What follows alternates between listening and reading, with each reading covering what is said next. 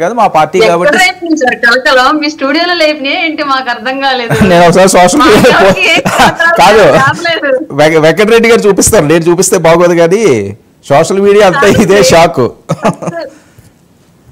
కాదండి, మొదటిది టీడీపీ కార్యకర్తగా ఆయనకున్నటువంటి ఇంట్రెస్ట్ ని ఆయన చెప్పడంలో తప్పులేదు. ఇప్పుడు నేను జనసేన కార్యకర్తని, నాకు కూడా చాలా ఉంటాయి ఇంట్రెస్ట్లు. ఆయన అన్నట్లుగానే లోకేష్ గారు ఉప ముఖ్యమంత్రి అవ్వాలి, పవన్ కళ్యాణ్ గారు ముఖ్యమంత్రి అవ్వాలి, చంద్రబాబు నాయుడు గారు ప్రధానమంత్రిగా వెళ్ళాలి, మోడీ గారు 3 సార్లు చేశారు కాబట్టి ఇంకా చాలు పదవి నుంచి వైదొలిగి పార్టీ పగ్గాలు చేపట్టాలి. ఇలాంటి ఆస్పిరేషన్స్ మాకు చాలా ఉంటాయి. అది పార్టీ కార్యకర్తలుగా మాకు ఉండేటువంటి ఇంట్రెస్ట్. అది మాకున్నటువంటి ఇంట్రెస్ట్ ను మా పార్టీ మీద మేము బయట పెట్టుకోవడం తప్పేలా అవుతుంది మొదటి. రెండోది, ఒక ఉప ముఖ్యమంత్రిగా పవన్ కళ్యాణ్ గారు ఉన్నారు.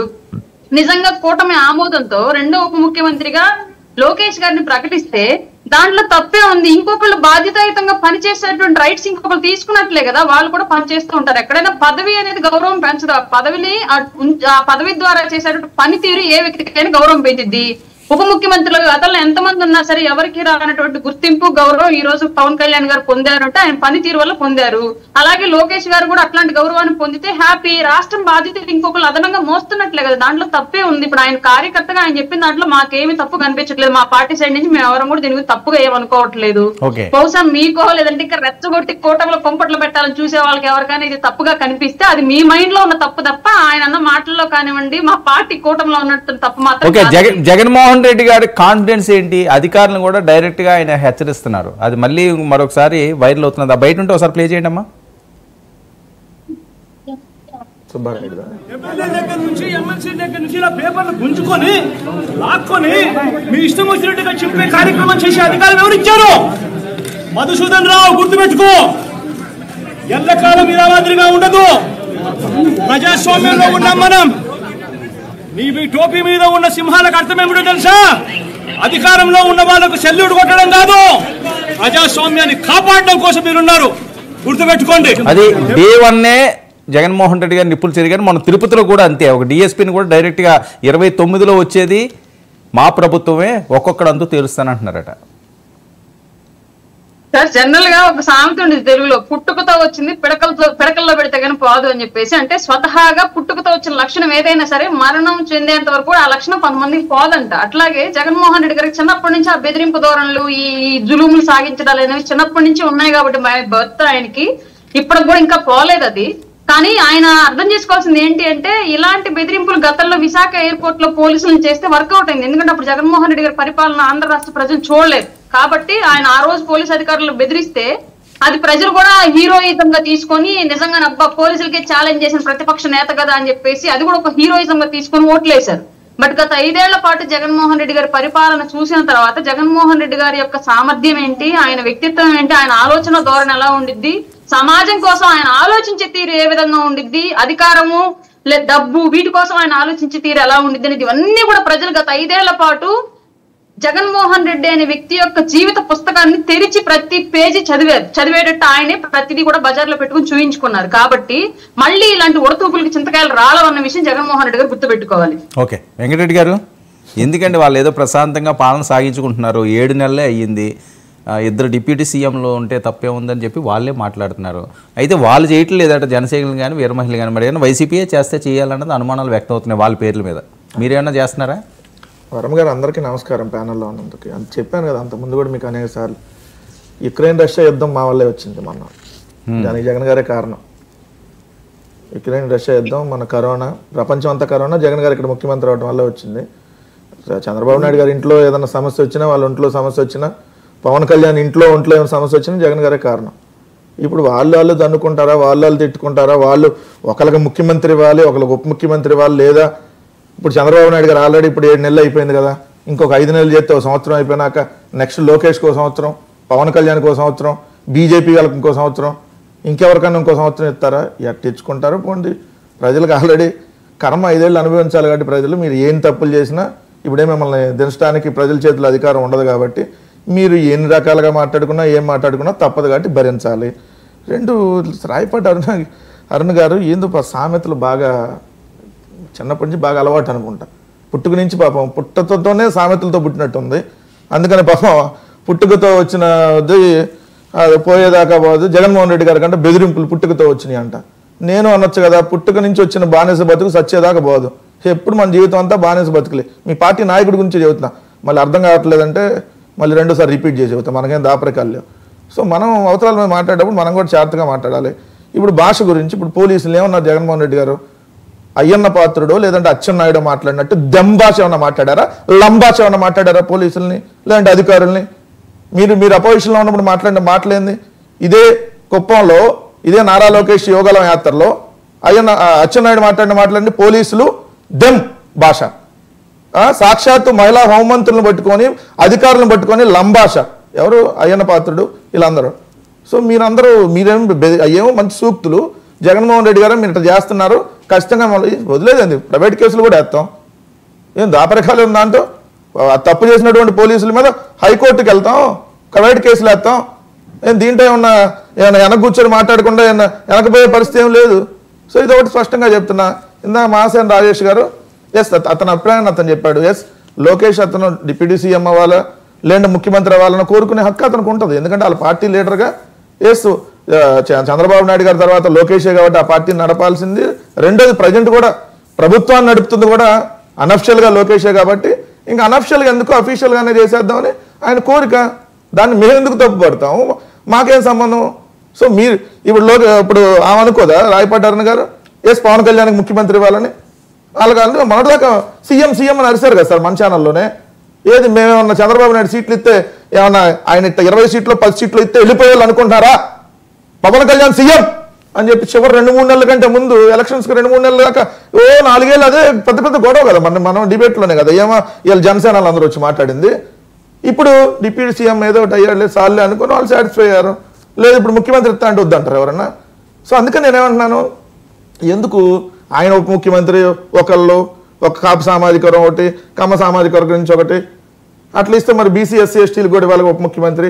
ఇప్పుడు కాపు మీరు అలాగే ఇచ్చారు కదా. అవును సార్ మేము ఇచ్చాం, అందుకని వాళ్ళు కూడా ఉప ముఖ్యమంత్రి ఒకరికి ఎందుకు? సో మేము అన్ని సామాజిక వర్గాలు న్యాయం చేయండి అంటే మిగిలిన సామాజిక వర్గాల్లో సమర్థున్నారు లేరా? అంటే బీజేపీలో కూడా సమర్థున్నారు లేదా? వాళ్ళకు కూడా డిప్యూటీ సీఎం పడేయండి. లేదు సార్ మేమంటల్లా వాళ్ళ తెలుగుదేశం పార్టీ అఫీషియల్ పత్రికలు ఏదైతే ఉన్నాయో వాళ్ళే రాస్తున్నారు. చంద్రబాబు నాయుడు గారు మీ వయసు ఎంత, రేపు ఏప్రిల్ 20 వస్తే 75 వస్తుంది, ఇంకో 4 ఏళ్ళు పోతే 79-80 ఏళ్ళకి వెళ్ళిపోతారు, ఇప్పటికే మీకు సహకరించట్లేదు ఆరోగ్యం. సో రేపొద్దున మీరు పార్టీ నడపాలంటే ఏంటి పరిస్థితి? సో లోకేష్కి ఇప్పుడే ఇచ్చేసేయండి, అక్కడ కేటీఆర్కి ఇవ్వలేదు, రాహుల్ గాంధీకి ఇవ్వకుండా అప్పుడు సోనియా గాంధీ తప్పు చేసింది, ఇప్పుడు కేసీఆర్ తప్పు చేశాడు, మీరు ఇచ్చేయండి అని చెప్పి వాళ్ళ అఫీషియల్ గెజిట్ పత్రికలే రాస్తున్నాయి. రాసుకున్నప్పుడు ఇచ్చుకోమంటున్నాం. ఎందుకంటే ఇప్పుడు మీ ఇష్టం, ఆయనకి ఇచ్చుకుంటారా లేదంటే ఇంకెవరన్నా, దేవాంశ్ కంటే వయసు సరిపోదు కదా మంత్రి పదవి ఇవ్వడానికి, ఓటు హక్కు లేదు కాబట్టి కుదరదు, సో పోటీ చేయడానికి అనర్హుడు కాబట్టి ఇప్పుడు. సో ఇంకెవరికన్నా ఇప్పుడు ఎందుకంటే తప్పలేదు వాళ్ళ ఇంటి కుటుంబ సభ్యులకు. ఇప్పుడు నాకు చిరంజీవి గారికి పదవి ఇస్తానంటున్నారు, నాగబాబు గారికి ఆల్రెడీ మంత్రి ఇస్తానని డిసైడ్ చేశారు, పవన్ కళ్యాణ్కి ఆల్రెడీ మంత్రిగా ఉన్నారు. సో వాళ్ళ కుటుంబంలో అట్లానే రామ్మోహన్ నాయుడు మంత్రి, అచ్చెన్నాయుడు మంత్రి, ఆడ అబ్బాయి బాబాయి, ఈడ తండ్రి కొడుకు 2 మంత్రులు, ఈడ అన్న తమ్ముడు అవుతారు రేపొద్దున 2 మంత్రులు. ఇంకెవరిని ఉంటే వాళ్ళు కూడా తీసుకుని వస్తే అయిపోద్ది కదా. సప్ప కుటుంబాలను మొత్తం అన్నదమ్ముళ్ళు అక్క చెల్లెళ్ళకి ఇంకెట్టుంటే ఇంకెవరన్నా ఇప్పుడు మీకు ఇంకా సరిపోదు అనుకుంటే ఉన్నారు కదా బాలకృష్ణ గారి కూతుర్లు ఉన్నారు, కాలేజీ నుంచి మన భరత్ గారు వాళ్ళ మిస్సెస్ ఆమెకి ఇచ్చుకోవచ్చు, ఎమ్మెల్సీ ఇచ్చి మీకు పోదా? ఈ ఎట్టకారం ఏంటి సార్? ఇప్పుడు వాళ్ళ నాయకుడు ముఖ్యమంత్రి వాళ్ళు ఉప ముఖ్యమంత్రి వాళ్ళు కోరుకుంటూ తప్పలేదన్నా నేను, అట్టనే ఇచ్చుకోమని నేను కూడా చెబుతున్నా. దాన్ని మేము పుల్లలు పెట్టేది ఏంది? మేము పుల్లలు పెట్టలేదు సార్. మన టీటీడీ చైర్మన్ రాజీనామా చేయమన్నప్పుడు, టీటీడీ చైర్మన్గా రాజీనామా చేయనని బీఆర్ నాయుడు అన్నప్పుడు జనసేన సోషల్ మీడియాలో మొత్తం మీరు వెళ్ళి చూడండి ఎన్ని బూతులు తిట్టారో. నువ్వెవరు అసలు మా వల్ల నీకు టీటీడీ చైర్మన్ వచ్చింది, నువ్వు ఎందుకు రాజీనామా చేయమన్నావు? ఒక గంటలో ఆయన వచ్చి ఆ గంటలో వచ్చి నేను సారీ చెప్తున్నా, నేను సారీ ఆ పవన్ కళ్యాణ్ ఉద్దేశించలేదని మళ్ళీ మాట మార్చుకున్నాడు. సో వీళ్ళందరూ శుద్ధపోసులాగా దానికి కూడా మేమే కారణం అంటారు. ఇంకా దయ్యం ఈ రాష్ట్రంలో ఏం జరిగినా, ఈ ప్రపంచంలో ఏం జరిగినా ఇక మేమే కారణం అంటారు. కాబట్టి నేను ఒకటైతే క్లియర్ చెప్తున్నా, మీరు ఇట్లా వద్దు విడివిడిగా వాళ్ళకు కొద్దిసేపు. రాజేష్ గారి డిమాండ్ కరెక్టే, ఆయన దాంట్లో తప్పలేదు, ఎందుకంటే ఆయన సిన్సియర్గా పనిచేశాడు పాపం ఆ పార్టీకి. సో కొన్ని అనివార్య కారణాల వల్ల టికెట్ వచ్చినా కూడా ఆయన మీద ఇదే జనసేనలో ఉన్నటువంటి ఇప్పుడు ప్యానల్లో ఉన్న మాట్లాడిందో లేదు నేను అంటలేదు కానీ అనేక మంది అధికార ప్రతినిధులు కూడా మన 99 టీవీలో కూర్చొని మహాసేన రాజేష్కి ఎట్టేస్తారు టికెట్, మా పవన్ కళ్యాణ్ తిట్టాడు, అని చెప్పి ఆ నియోజకవర్గం మొదలుకొని అనేక చోట్ల ఆయనకి టికెట్ క్యాన్సిల్ చేయించడానికి వాళ్ళు కూడా ఒక కారణం. పాపం అయినా కూడా ఆయన అంటలా ఏంది, ఆయన అప్పుడు కూడా పవన్ కళ్యాణ్ మళ్ళీ తూలేం మాట అంటలా. పవన్ కళ్యాణ్ గారు ఉప ముఖ్యమంత్రి ఉండండి, ఉంటుంది. అట్లానే ఇతను కూడా ఇవ్వండి, మాకు లోకేష్ కూడా ఇవ్వండి అంటున్నాడు. పాపం ఆయన సంస్కారాన్ని అక్కడ ప్రదర్శించాడు. ఎందుకంటే ఆయనకు ఆ కోపం లేదేమో, సరే పోనీలే వాళ్ళని. సో నేనేమంటున్నాను, అట్లా వద్దు.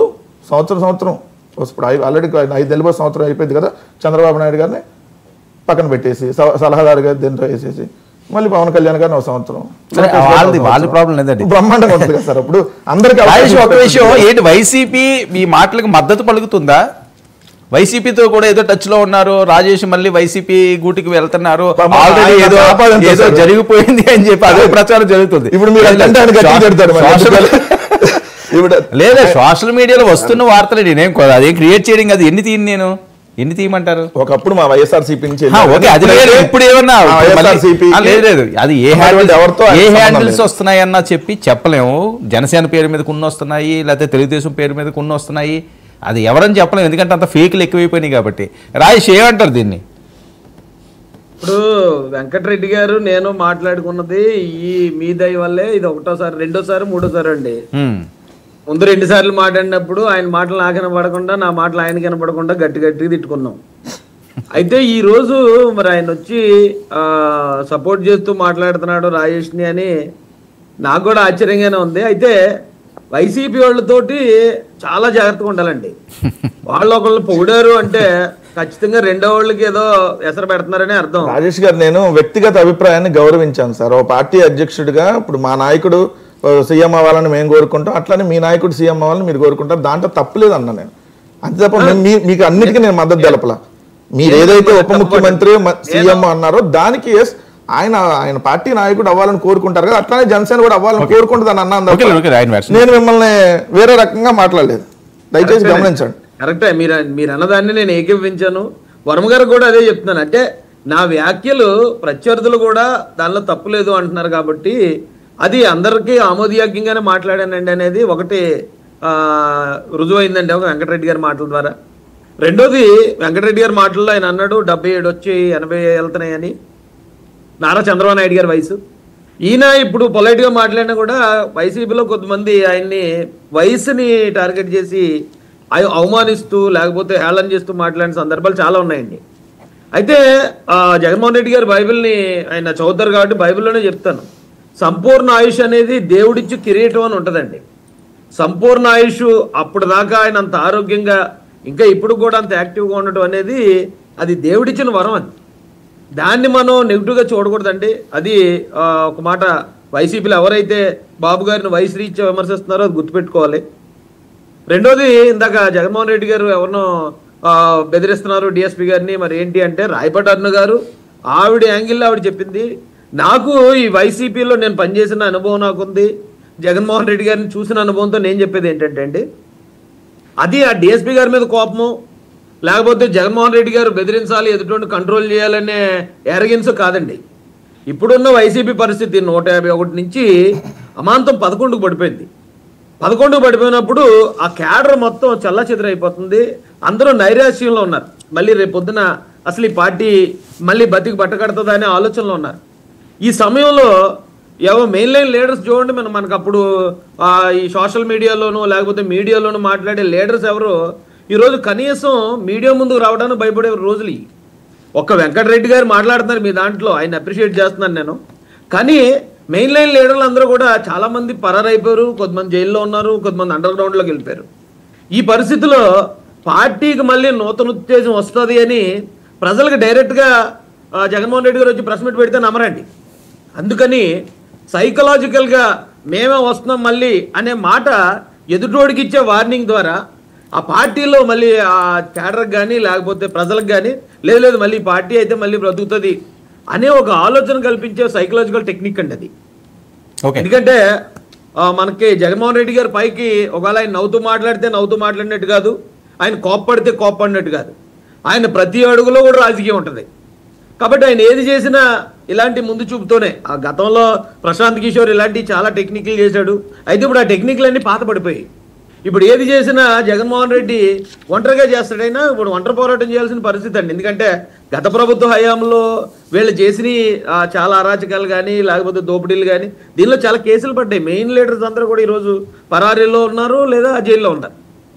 ఈ పరిస్థితిలో ఎవరో కొద్ది మంది, నిజం చెప్పాలంటే వెంకటరెడ్డి లాంటి వ్యక్తులు, ఇలాంటి వ్యక్తులు మాట్లాడడం కూడా ఒక రకంగా చాలా ధైర్యవంతులనే చెప్పాలండి ఈ సమయంలో. ఎందుకంటే ఇప్పుడు బిఎన్ఎస్ చట్టాలు కూడా వచ్చినప్పుడు వెంకటరెడ్డి గారు గతం నుంచి మాట్లాడడం నేను చూసాను. ఆయన్ని ఎక్కడ ఎవరిని టార్గెట్ చేసో లేకపోతే ఒకరిని చులకం చేయాలి లేకపోతే ఒకరిని బెదిరించాలంటే వాళ్ళ ఇంట్లో ఉన్న మహిళలను తిట్టాలనే ఆ స్ట్రాటజీలో ఈయన ఫాలో చేయలేదు కాబట్టి ఈయన ఈ రోజున ఇంకా బయట ఉండి ప్యానల్లో చక్కగా డిస్కషన్ చేస్తున్నాడు. గతంలో ఈ అధికార మదంతో అధికార మదం పోలీసులు మమ్మల్ని ఏం చేయలేరు, మేము ఎక్కడికి వెళ్ళినా సరే వస్తామని అధికార మదంతో ఆ టైప్లో మాట్లాడిన వాళ్ళు అందరూ కూడా జైల్లో ఉన్నారండి. ఓకే రాజేష్, ఒక్క విషయం రాజేష్కి ఎవరి మీద అంత భయం లేదు, నాకు తెలిసి అంత విపరీతమైన ప్రేమ ఉండదు. సరే ఏదైతే అది తేల్చుకుందాం అనుకుని ముందుకు సాగిపోయి క్యారెక్టర్, ఎందుకంటే ఎన్నో సంవత్సరాలు పెట్టి మేము చూస్తున్నాం కాబట్టి రాజేష్ ఏంటో మాకు తెలుసు. నేను డైరెక్ట్గా స్ట్రైట్గా ఒక క్వశ్చన్ అడుగుతాను, మీరు అలాగే ముక్కుసూటిగా చెప్పండి. గ్రౌండ్ లెవెల్లో కూటమి నేతల మధ్య నియోజకవర్గాల్లో ఏవైనా విభేదాలు ఉన్నాయా? అవి ఎక్కువగా ప్రచారం జరుగుతుంది సార్. కూటమి నేతల్లో విభేదాలు అనేది ఓపెన్ సీక్రెట్ అండి. కూటమి నేతల్లో విభేదాలు ఖచ్చితంగా ఉంటాయి. ఎందుకంటే రెండు పార్టీలు, రెండు విరుద్ధమైన భావాలు, విరుద్ధమైన సిద్ధాంతాలు, ఇలాంటి పరిస్థితుల్లో విభేదాలు లేకుండా ఎలా ఉంటాయి? ఎందుకు ఎగ్జాంపుల్ అడుగుతాను సార్. ఇప్పుడు వెంకటరెడ్డి గారు ఎక్కడే ఉన్నారు, వాళ్ళది ఒకటే సింగిల్ పార్టీయే, మేము సింగిల్గానే వస్తాం, సింహంలాగా వస్తామని చెప్తారు వాళ్ళు. ఏమంటే వైసీపీలో ఈ పరస్పర విరుద్ధాలు లేవా? ఒక నాయకుడు అంటే ఇంకో నాయకుడు పడకపోవటం, ఒక నాయకుడిని ఓవర్టేక్ చేసి బైపాస్ చేసి వెళ్ళిపోదామని ఇంకొక నాయకుడు ఇంకో వర్గం ప్రయత్నించడం జరగదా? అరే ఇద్దరు అన్నదమ్ములు ఉంటే ఇద్దరు అన్నదమ్ముల మధ్య బోళ్ళని విభేదాలు వస్తాయండి. కాకపోతే ఆ వచ్చిన విభేదాలని సామరస్యంగా ఎప్పటికప్పుడే పరిష్కరించుకుంటారు. సామరస్యంగా పరిష్కరిస్తున్నారా? సామరస్యంగా పరిష్కారం జరుగుతుందా? ఇక్కడ సామరస్యంగా పరిష్కారాలు జరుగుతున్నాయి ఎక్కడికక్కడ? 100% జరుగుతున్నాయండి. ఓకే, 100% జరుగుతున్నాయి. సామరస్య పరిష్కారాలనే అంటే యాక్చువల్ గా అక్కడ దాకా వచ్చేంత పెద్ద పెద్ద విషయాలు కూడా కాదండి అయ్యి.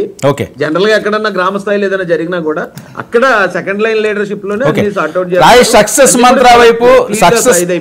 సక్సెస్ మంత్రా వైపు జగన్మోహన్ రెడ్డి గారు అడుగులు వేస్తున్నారు. రాష్ట్ర వ్యాప్తంగా పాదయాత్రకి ఆయన ఏదైతే గతంలో ఘన విజయాన్ని తీసుకొచ్చిందో ఆ విధంగానే వెళ్తున్నారట.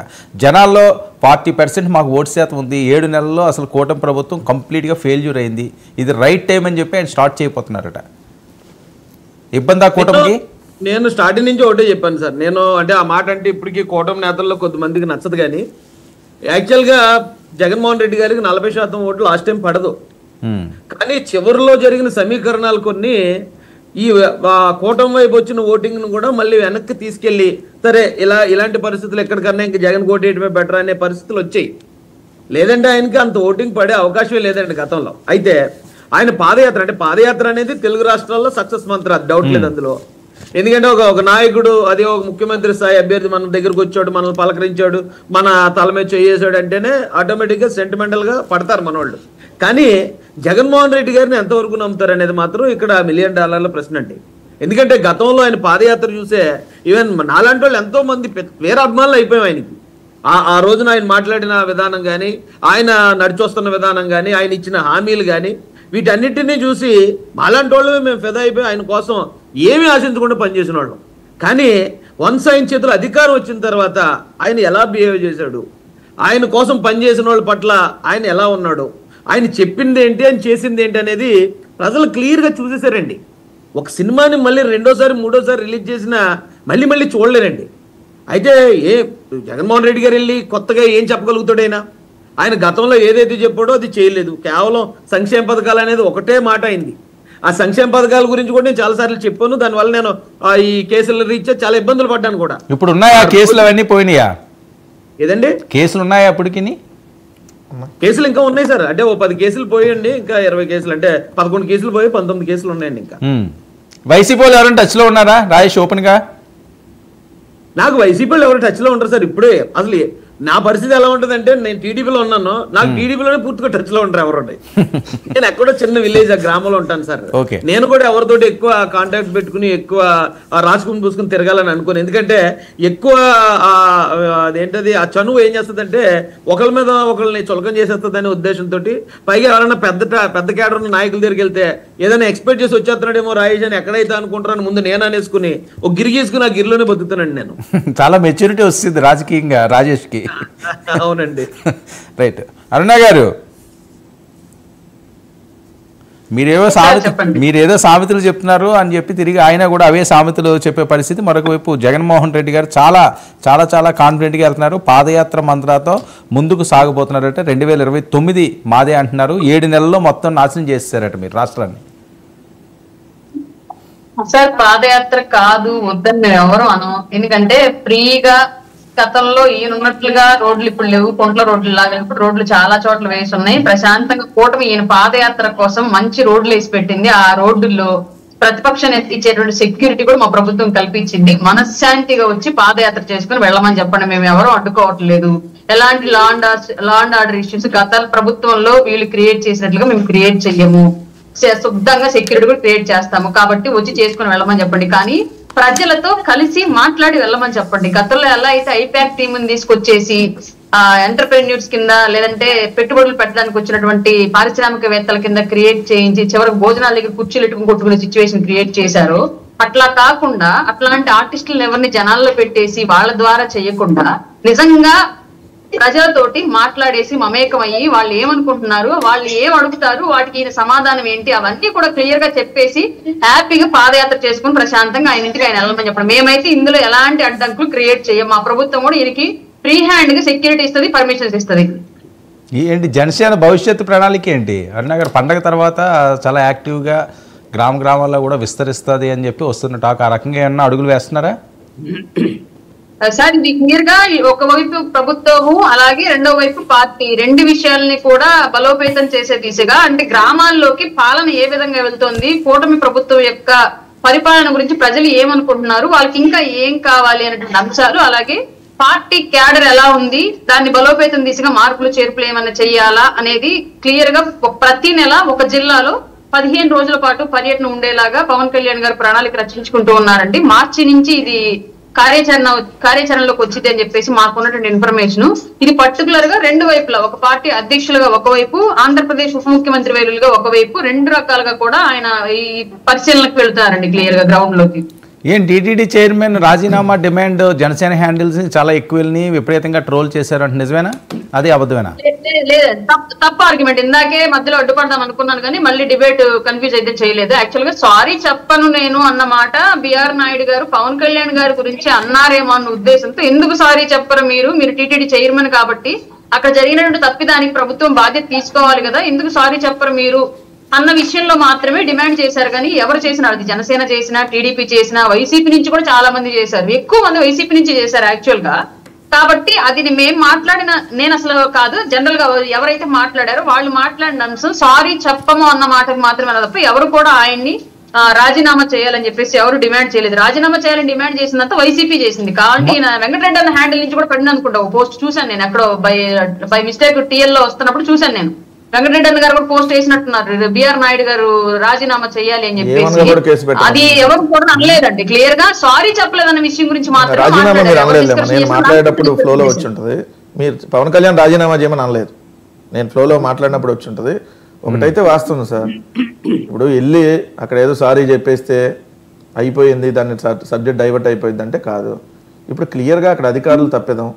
అధికారులు చంద్రబాబు నాయుడు గారు 45 ఏళ్ల రాజకీయ అనుభవం అని చెప్పుకొని 4వసారి ముఖ్యమంత్రిగా ఉన్నప్పుడు అంత పెద్ద స్థాయి మనిషి ముందే ఒక ఈవో, ఒక అధికారి, ఒక చైర్మన్ వాళ్ళిద్దరే కొట్టుకోబోయిన పరిస్థితి. అంటే నువ్వే పని చేయట్లేదు, నువ్వేమన్నా నాకు చెప్పి చేస్తున్నావు ఈయన, నువ్వేమన్నా నాకు చెప్పి చేస్తున్నావు అని చెప్పి వాళ్ళిద్దరే వాదనలు ఆడుకొని కింద భక్తుల్ని ఏదైతే మరణాలకు కారణమైనప్పుడు ఖచ్చితంగా దానికి బాధ్యతగా టీవీ5 అలియాస్ టీటీడీ చైర్మన్గా ఉన్నటువంటి అతను A1గా, A2గా ఈఓని, A3గా అడిషనల్ ఈఓ వెంకయ్య చౌదరిని ముగ్గురిని పెట్టాలి.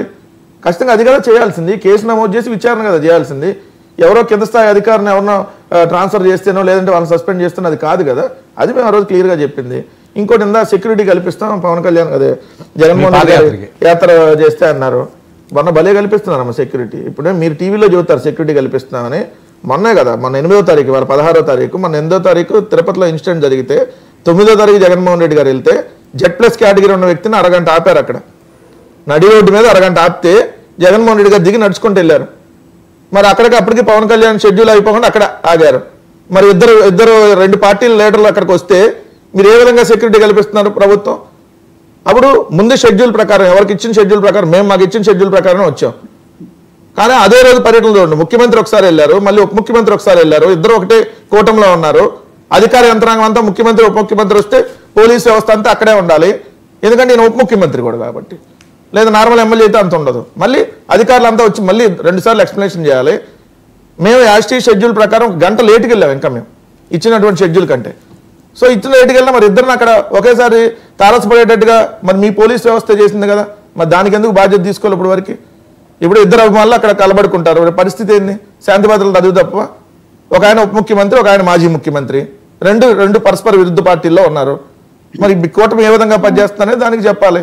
మీరు సెక్యూరిటీ కల్పించకపోతే జగన్ గారు అభిమానులు సెక్యూరిటీ కల్పించుకుంటారు కాబట్టి ఎన్నాళ్ళు ప్రభుత్వాలే కల్పిస్తే జగన్ గారు బయటకు రాలేదు కదా.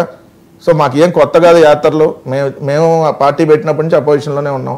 ఒకసారి మేము అధికారంలోకి వచ్చింది అంటే ప్రజల యాత్రలు చేయండి కానీ ప్రజల దగ్గరికి వెళ్ళండి, వాళ్ళ గురించి తెలుసుకోండి అనేది. సార్ వాళ్ళు ఎవరు మమ్మల్ని ప్రజల దగ్గరికి వెళ్ళట్లేదని చెప్పడానికి? ప్రజల దగ్గరికి వెళ్ళకపోతేనే జగన్మోహన్ రెడ్డి గారికి 45% సింగిల్గా ఓట్లు వచ్చినాయి, తర్వాత 50% వచ్చింది సింగిల్గానే. మళ్ళీ ఇప్పుడు ఎన్ని రకాల మేనేజ్లు ఎన్ని రకాలుగా మ్యానిపులేట్లు చేసినా కూడా ఇప్పుడు కూడా 40% సింగిల్గానే వచ్చిందా? ఏం మ్యానిపులేట్ చేశారండి? ఇప్పుడు చాలా పెద్ద చర్చ అది. ఇప్పుడు మళ్ళీ 1 గంట 2 గంటలు పెట్టాలి. సో అన్నీ తెలుసు కాబట్టి మనం 7 నెలలుగా జరుగుతూ ఉంది కాబట్టి డిస్కషన్ కాబట్టి నేను చెప్పదలుచుకోలేదు ఇంకా పూర్తిగా. ఒకటే నేను క్లియర్, మీరు ఇందాక సబ్జెక్ట్ పెట్టిన దాన్ని బట్టి మీరు ఎవరిని ముఖ్యమంత్రిలా ఎవరు ముఖ్యమంత్రిలా ఇవన్నీ మీరు వదిలేసి శుభ్రంగా అయినప్పుడు అవుతారు. సో 7 నెలలు అయింది.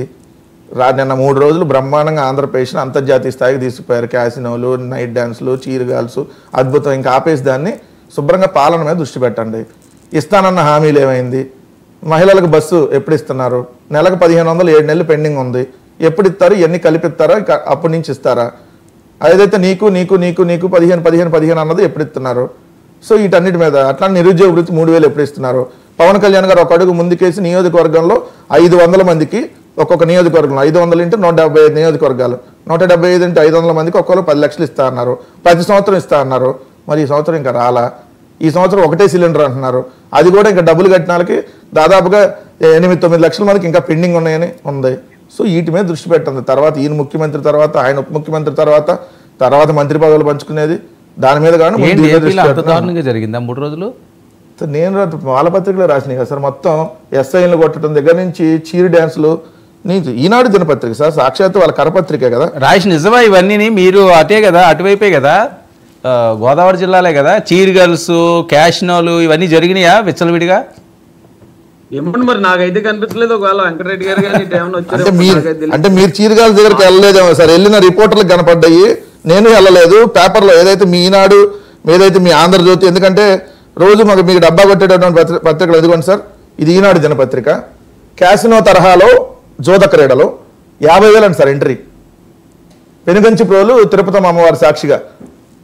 ఇప్పుడు ఇక్కడ ఏదన్నా జాతరలు జరిగినప్పుడు అండి ఆ గుండాట కానీ లేకపోతే ఇలాంటి అనేది అక్కడ ఉన్న నిర్వాహకులు అంటే నైట్ క్లబ్ డాన్స్లు, రికార్డ్ డాన్స్లు కూడా ఏరు కదా జాతరలకి.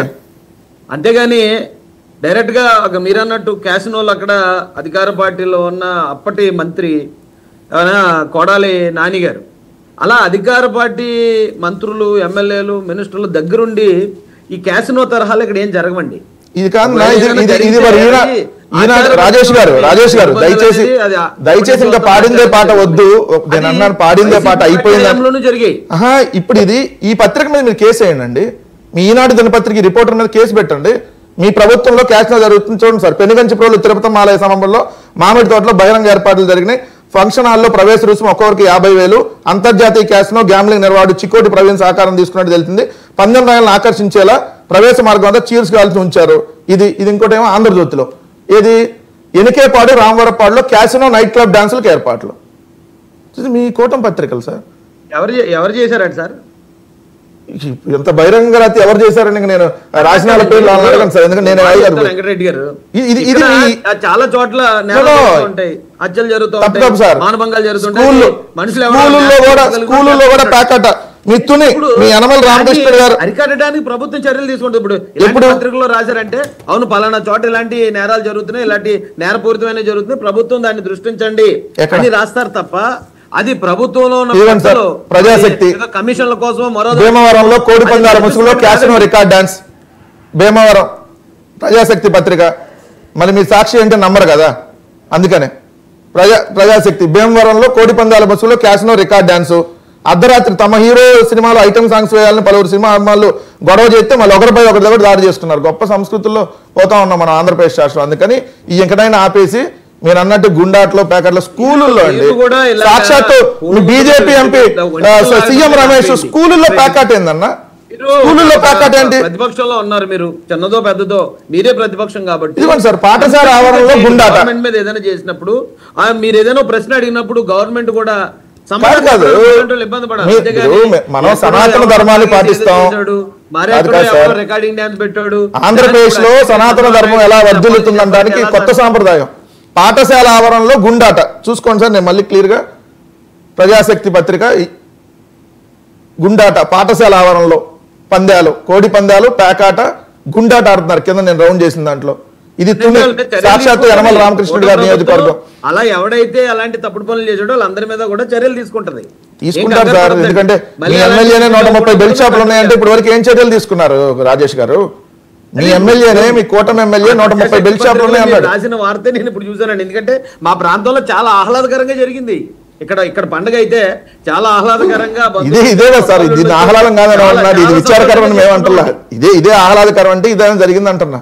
కొత్తపేటలో అయితే రోడ్డు మీద రికార్డ్ డాన్స్ చేస్తే పెద్ద ర్యాలీ. ప్రజాశక్తి పత్రిక చెప్తుంది కదా, ఖచ్చితంగా పేపర్ లో వచ్చిందంటే ఇంటెలిజెన్స్ ఇక్కడ చాలా పటిష్టంగా ఉంది, పోలీసు కూడా ఎటువంటి ప్రలోభాలకు లోను కాకుండా పనిచేస్తున్నారు కాబట్టి. అరుణ గారు మీ ఏరియాలో పరిస్థితి ఏంటి? ఏ గవర్నమెంట్ ఉండదు. అరుణ గారు మీ ఏరియాలో పరిస్థితి వెంకటరెడ్డి గారు హత్యలు చేసేవాడు, మానభంగాలు చేసేవాడు, జోదాలు ఆడేవాడు ఎప్పుడు ఉంటాడు. వాడి మీద కఠిన చర్యలు తీసుకుని మరొకడు అలా తయారవ్వకుండా చూడడానికి కూటమి ప్రభుత్వం బాధ్యత తీసుకుంది. ఓకే, అరుణ గారు మీ ఏరియాలో ప్రశాంతంగా సాగిందా? వెంకటరెడ్డి గారు కామెంట్స్ చేస్తున్నట్టుగా అలాగే సాగిందా? సార్ మాకు తెలిసినంత వరకు గుంటూరు దాటి ఇటు వస్తే ఎక్కడ కూడా ఈ కోడి పందాలు, ఈ గుండాట్లు, ఈ ప్యాకెట్ వీటి ప్రభావం తక్కువ సార్. మా సైడ్ సంక్రాంతి అంటే ఎలా ఉంటుంది అంటే ఎడ్ల పందాలు, కబడ్డీ పోటీలు, క్రికెట్ పోటీలు, వాలీబాల్ పోటీలు ఇవన్నీ ఉంటాయి. ప్రకాశము, గుంటూరు, నెల్లూరు ఇటు సైడ్ వెళ్ళేటప్పటికీ అవి ఉంటాయి కాబట్టి ఎక్కువ మా సైడ్ మీరు చెప్పేటువంటి సిచ్యువేషన్స్ ఏవి కూడా మా సైడ్ ఉండవు. వస్తుంది పోలీసులు కూడా దానికి సంబంధించి కనీసం ముందస్తు హెచ్చరికలు, పర్మిషన్లు ఇట్లాంటివి కూడా ఏముండవు. అంటే కంప్లీట్ గా నీళ్లు ఉంటాయి మా జిల్లాలో మాక్సిమం. ఎక్కడన్నా ఇంకా పశ్చిమ ప్రకాశం అటు వెనకబడ్డ ప్రాంతాల్లో ఏమైనా జరుగుతాయేమో మాకైతే తెలియదు, కానీ ఇప్పటి వరకు నేను మా జిల్లాలో అట్లాంటి సిచ్యువేషన్ నేను చూడలేదండి, నాకు తెలియదు కూడా. ఓకే, వాళ్ళు అసలు చూడలేదు, తెలియదు. మీరేవో పేపర్ కటింగ్ ఏమి తెలియదు సార్, చెప్పాను కదా వాళ్ళకి ఇవన్నీ కనపడవు, పాపం ఇవన్నీ కనపడవు. ఇప్పుడు వాళ్ళ ప్రకాశం ఏంటి సార్, ఇది ఈవెన్ రాయలసీమలో కూడా జరిగినాయి, ఎప్పుడు జరగనట్టుగా. రాయలసీమ అంటే మీదే కదా కంచుకోట. రాయలసీమ కానీ మేము అధికారంలో లేం కదా సార్. వెంకటరెడ్డి గారు ఇది ఇప్పుడు ఈ కూటమి ప్రభుత్వం వచ్చిన తర్వాత జరిగాయండి, వైసీపీ గవర్నమెంట్ లో ఇలాంటిది ఎక్కడ ఎక్కడ జరగలేదా సార్? కాదు సార్, ఒక చోట క్యాసినో తరహా సెట్టింగ్ వేస్తే, క్యాసినో కూడా కాదు ఆ తరహా సెట్టింగ్ వేశారని చెప్పి అసలు మొత్తం ఇక్కడ క్యాసినో, గుడివాడ కింగ్, చికోటి ప్రవీణ్ ఎవడు అసలు ఈ రాష్ట్రాన్ని మొత్తం సర్వనాశనం చేశారు, అక్కడెక్కడ నుంచో తీసుకొని వచ్చారని చెప్పి అంతర్జాతీయ స్థాయి గగ్గోలు పెట్టారు కదా మీరందరూ. ఇప్పుడు మీరు మీ హయాంలో జరుగుతుంటేనేమో ఇప్పుడేమో ఇదంతా అమ్మా ఇది మూడు రోజుల ఆటలో భాగం ఏంది? సంక్రాంతి అంటే ప్యాకాట ఆడమని చెప్పారా మన పెద్దలు? సంక్రాంతి అంటే గుండాటను, సంక్రాంతి అంటే మేకాపులి ఆటలు ఇవన్నీ ఆడమని చెప్పారా? సంక్రాంతి అంటే కోడి పందాల వరకు ఎవరు కాదనరు, దాన్ని నేను సమర్థిస్తా. కోడి పందాల ఆడటం ఎవరు తప్పు కాదు, ఎందుకంటే ఆ 3 రోజులు మన సంస్కృతిలో భాగంగా మనం ఆడతాం. కానీ ఆ కోడి పందాల ముసుగులో మీరు చేసింది ఏంటంటున్నా, సాక్షాత్తు డిప్యూటీ స్పీకర్ వెళ్ళి కోడి పందాలు ఆడిస్తాడండి. హైకోర్టు ఏం చెప్పింది? కోడి పందాలు నిషేధించమంటే రాష్ట్ర హోంమంత్రి గారు వెళ్ళి కోడిని పట్టుకొని కోడి పందాలు ఆడిస్తారు. అద్భుతంగా అదే మీరు అంటే ఇంటెన్షనల్ గా చేస్తున్నట్టే ఉంది కానీ ఆరోపణ. ఎందుకంటే వైసీపీ గవర్నమెంట్ లో డైరెక్ట్ గా ఎమ్మెల్యేలు బరిలో కూర్చున్నారు, ఆ బర్రెలు పాడిందే ఎమ్మెల్యేలు మంత్రులు. ఒక మాట నేను చెప్తాను సార్, మీ హయాంలో నేను క్లియర్ గా ఆ రోజు క్లియర్ గా విత్ ఎవిడెన్స్ నేను చూపిస్తున్నా. మేము చూసాం మీరు అలాంటి క్యాసినోకి, ఏదో కొడాలి నాని పెట్టిన క్యాసినోకి ఎక్కడో ఒక గ్రామ స్థాయిలో కూర్చుని అక్కడ ఆడిన గుండాటిని రెండు కంపేర్ చేస్తూ ఇది కూటమి వైఫల్యం అని చెప్పడం అనేది కోడి పందాలను అడ్డుకోండి హైకోర్టు ఆదేశం. పక్కన మన హోంమంత్రి గారు హైకోర్టు తీర్పుకు భలే గౌరవం ఇచ్చారు. ఇది ఇంకోటి స్కూల్లో ఎవడన్నా బుద్ధున్నాడు ఆడిస్తాడన్నా, నువ్వు సమాధానం చెప్పన్నా. పాఠశాల ఆవరణలో ఎవడన్నా ఇట్లాంటి ఆడిస్తాడో చెప్పండి. పాఠశాల ఆవరణలో ఎవడన్నా ఇట్లాంటి క్రీడలు ఆడిస్తారా? కాదండి, మీరు 12 రాయలు దాడి విజయవాడ, జనసేనలు కూడా కొట్టారు. మనకు తెలియదు, రాయపాటి అన్న గారికి ఇవన్నీ తెలియదు. జనసేన నాయకులు పరామర్శించి వచ్చారు. మళ్ళీ నేనంటే మీరు అట్లాంటివన్నీ మా మీద ఆరోపణలు చేస్తున్నారు. అరుణ గారు నిజమా ఇది? చదువుకోండి ఒక్క నిమిషం. ఆయన ఏదో జెండాలు అవి పెట్టారని సస్పెండ్ చేశారు కదండి ఎవరినోని, ఆ పెనుగంచులో ఎక్కడో అనుకుంటాను. గండేపల్లి అరుణ గారు ఎవరినో సస్పెండ్ చేశారు కదా మీ ఇన్ఛార్జిని, ఎవరినో పెనమలూరు వాళ్ళు ఇమ్మీడియట్ గా యాక్షన్ తీసుకుంటున్నారు కదా. వెంకటరెడ్డి గారు మీ హయాంలో అసలు ఎవరి మీద యాక్షన్ ఎప్పుడన్నా తీసుకున్నారా? ఎవరు తప్పు చేసినా వెంటనే వాళ్ళు సస్పెండ్ చేసేస్తున్నారు. దేనికి? కొట్టుకుంటే సస్పెండ్ చేశారా? జనసేన నాయకుల్ని మొత్తుకున్నాం ఏమంటే అనంతబాబు బాధితుల్ని పరామర్శించిన జనసేన నేతలు, జనసేన పార్టీ నాయకుల మీద దాడి నందిగామ, గండేపల్లి బడి వద్ద నిర్వాహకుల చేతిలో దాడి, నందిగామ ఆసుపత్రిలో జుజ్జూరుకు చెందిన వారిని జనసేన నందిగామ నియోజకవర్గ ఇన్ఛార్జ్ టి రమాదేవి పరామర్శించారు. బరి నిర్వాహకులు పందాలు వీక్షిస్తున్న జనసేన కార్యకర్తలు దాడి చేయడం ఏమన్నారు. దాని సామ్నేని ఉదయభాన్ గారు ఫోన్లో పరామర్శించారు. తమ కార్యకర్తలపై బలి నిర్వాహకులైన టీడీపీ నాయకులు దాడి చేసిన విషయాన్ని పార్టీ హైకమాండ్ దృష్టికి తీసుకెళ్లి న్యాయం జరిగేలా చూస్తామన్నారు. నష్టపరిహారం ఇస్తారు అడగని కొట్టించుకున్నారు కదా. నిజమా అరుణ గారు? ఇది సాక్షిలో రాయలేదమ్మా, ఈనాడు అన్నిట్లో రాశారు. సార్ ఉన్న వ్యక్తిగతంగా స్థానికంగా వచ్చేటువంటి ఆ సిచ్యువేషన్ లో వచ్చేటువంటి గొడవలను కూడా ఎవరు ఇబ్బంది పడ్డా లోకల్ గా ఉన్నటువంటి లీడర్లు వెళ్ళి పరామర్శించడం అది కామన్ ఇష్యూ ప్రస్తుతానికి. అది తప్ప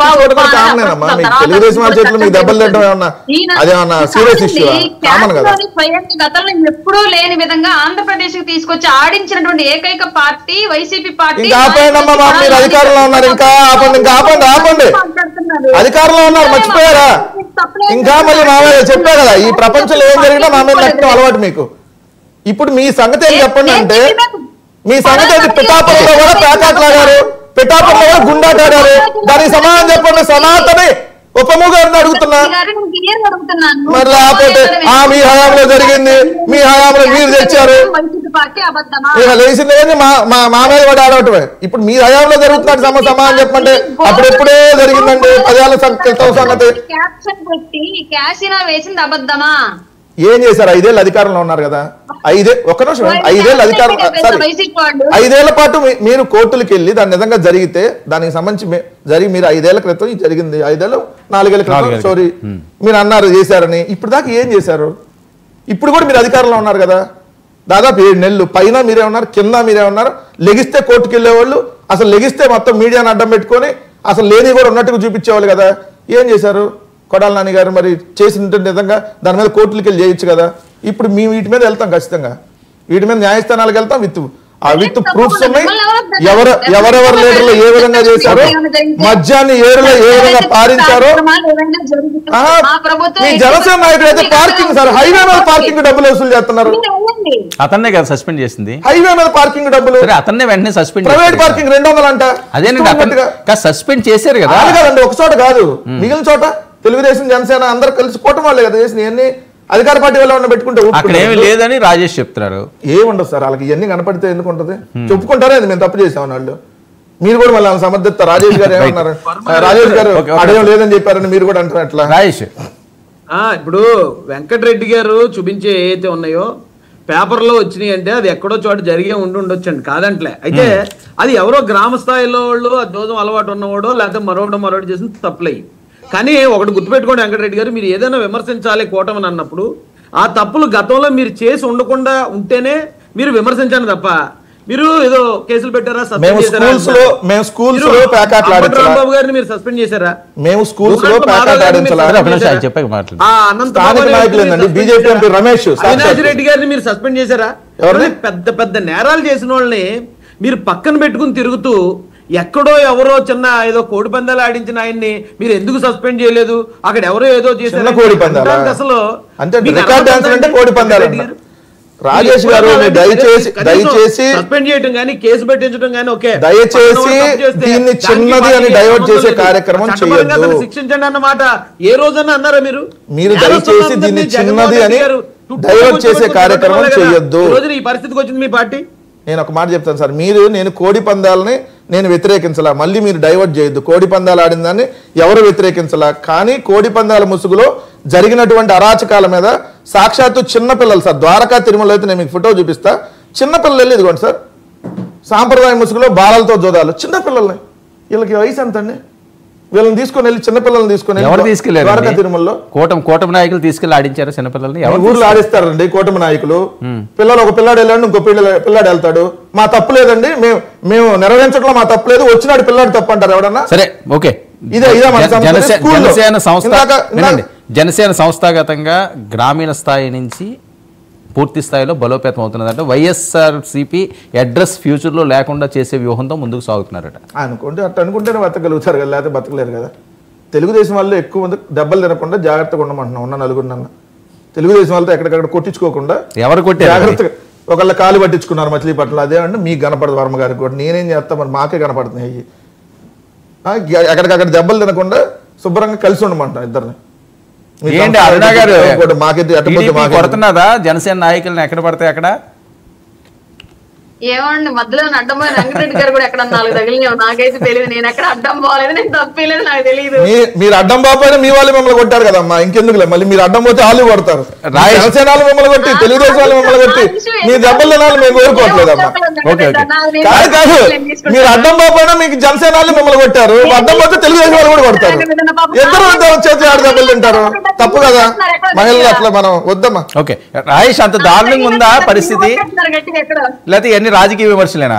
లేదండి, అంటే ఇప్పుడు ఒకటే వైసీపీ ఓడిపోయిన తర్వాత మళ్ళీ వాళ్ళని టార్గెట్ చేయాలి, జరిగిన అన్ని మళ్ళీ ఏదో ఇది చేయాలనే ఆలోచన అది కాదు. కానీ ఇప్పుడు ఎక్కడో జనసేన వాళ్ళు లేకపోతే టీడీపీ వాళ్ళు అక్కడ ఏదైనా మాట పెరిగి ఒకవేళ ఘర్షణ జరిగి ఉండొచ్చు, కానీ దాన్ని భూతద్దంలో చూపించవచ్చు. ఎందుకంటానంటే ఇప్పుడు ఆయన పినిపే విశ్వరూప్ గారు ఉన్నారు, మంత్రి గారు అబ్బాయి జైల్లో ఎందుకున్నాడండి? ఒక వాలంటీర్ని చంపిన కేసులు వెళ్ళాడు. వాలంటీర్ అంటే వైసీపీ అయినే కదా. మీరు ఒకసారి ఆలోచించండి, పెద్ద నేరాలు వైసీపీలోనే పెద్ద నేరాలు చేసిన వైసీపీ నాయకులు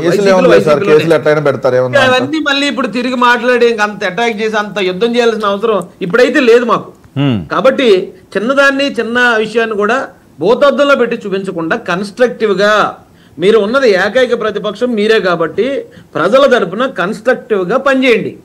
చిన్న ఆటిని భూతద్దులు. ఇప్పుడు ఆయన జగన్ గారు గెలిచిన వెంటనే ఢిల్లీ వెళ్ళి ఏదో ధర్నా కార్యక్రమం చేశాడు. 36 మంది చనిపోయారు, 36 మందిని చంపేసింది కూటమి అన్నారు. అక్కడ వాళ్ళందరూ వచ్చి ఎవరండి ఆ 36 మంది పేర్లు ఇవ్వండి అంటే వీళ్ళు తెల్లమొహాలు వేశారు. ఎక్కడెక్కడ చిన్న జరిగినాయి చూసి అది కూటమి మీద రుద్దాలనే ప్రయత్నం మానేసి, ఒకవేళ నిజంగా ఏ ప్రభుత్వంలోనూ తప్పులు జరగకుండా ఉండవు, ఒకవేళ ఎవరైనా ఎక్కడైనా తప్పు చేశారా దాన్ని ఆధారాలతో సహితంగా కూటమి నేతలు ఇదిగో ఇక్కడ ఇన్వాల్వ్ అయ్యారు, వీళ్ళని ఇలాగ మీరు బయటికి చేయండి, కూటమి ప్రభుత్వం తీసుకునే చర్యలు తీసుకుంటది. ఏది జరిగినా కూడా అల్టిమేట్ గా ప్రజలకు మేలు చేసే ఉద్దేశంలో మనం వెళ్ళాలి తప్ప దాన్ని భూతద్దంలో పెట్టి చూపించడం. రాజేష్ గారు నాకంటే చాలా సీనియర్, ఈ టీవీలో కానీ అన్ని మాట్లాడటం నాకు తెలిసి, అంతకుముందే యూట్యూబ్లో పెట్టి మీరు కూడా ఇంత అమాయకంగా మాట్లాడి చర్యలు తీసుకుంటున్నాం అన్నారా? ఇది 4వ వారం 4 వారాల దగ్గరకు వచ్చింది. ఎవరు మీ కూటమి ఎమ్మెల్యే, నా నియోజకవర్గంలో 130 బెల్ట్ షాపులు ఉన్నాయి, నారాయణ స్కూల్ పక్కన 9-10 తరగతి విద్యార్థులు కూడా తాగుతున్నారు, దీనికి అలవాటు పడుతున్నారంటే ఏ బెల్ట్ షాపు నిర్వాహకుడి మీద చర్యలు తీసుకున్నారు చూపించండి. ఒక్కడిది ఇదిగో 130లో ఈ షాప్ వాడి మీద ఇదిగో 2 లక్షలు ఫైన్ కదా, లెక్క ప్రకారం 2 లక్షలు 5 లక్షల ఫైన్, 2 సంవత్సరాల జైలు శిక్ష ఎంత ఉంది కదా బెల్ట్ షాప్ నిర్వహిస్తే. ఏం తీసుకున్నారు చర్యలు? మీ ఎమ్మెల్యేలు సాక్షాత్తు పంతం నానాజీ జనసేన ఎమ్మెల్యే ఏదైతే డాక్టర్ని, దళిత డాక్టర్ని లంబూతులు తిట్టి వాళ్ళ మీద దాడి చేస్తే ఏం చర్యలు వితిన్ సెకండ్స్ లో క్షమాపణ చెప్పించారు.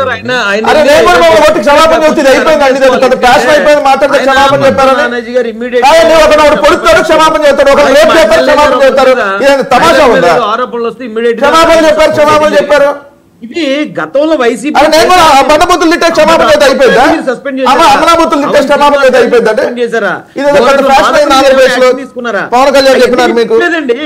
మీరు చేయలేదు కాబట్టి ఓడిపోయారు. అందుకే నేను వాటిని మళ్ళీ ఎట్లా ఓడిపోయాము, ఏ మహిమలో ఓడిపోయాము, ఏం జరిగింది, బ్యాటరీ ఛార్జింగ్లు ఎంత పెరిగినాయి, ఇప్పుడు దాంట్లోకి వెళ్తే గంట డిబేట్ చేయాలి చెప్పారు. అందుకనే మేము ప్రజల ద్వారా ఓడిపోయామా, మిషన్ ద్వారా